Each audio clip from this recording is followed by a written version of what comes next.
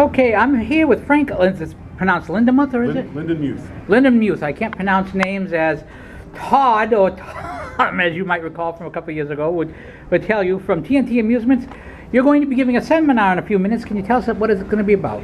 It was originally intended to be a Q&A, and I wanted people to really pick Todd's brain and kind of do some pre-submissions. We weren't really getting a whole lot, so a friend of mine actually submitted about EEPROM burning. So I'm going to talk about EEPROM burning. Should you do it? Should you buy the equipment, buy pre-burned ROMs, and also some problems we've had with burning ROMs. Actually tied a game up for about a year in our showroom. What kind of a problem would pre-burned ROMs give you?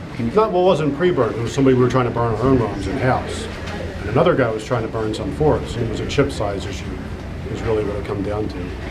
Now, a lot of people, especially people outside the hobby, don't think of technical issues either for a mechanical machine with the switches and so forth. We were interviewing someone fixing an old Laredo machine, or some of the ROMs and the programming involved in the digital machines. If you're going to buy a machine and you sell an awful lot of machines that are 20, 30, 40 years old, what are the things a person should be considering in terms of the technical and the repairs?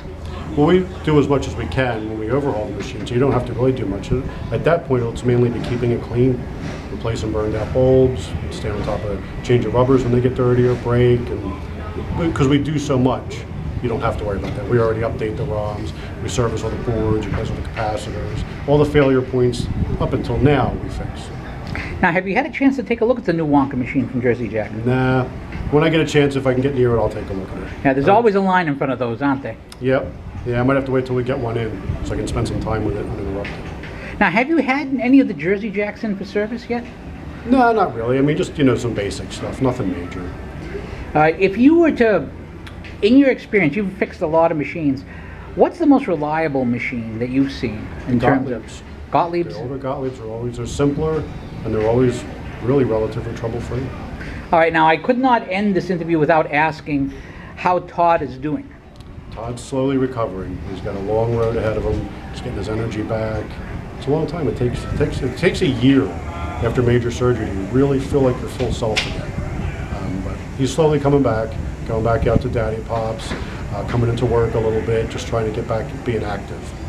All right, so we wish all of us in the pinball community, wish him the best. Thank you very much, Frank, for your time. Thank you, anytime. All right.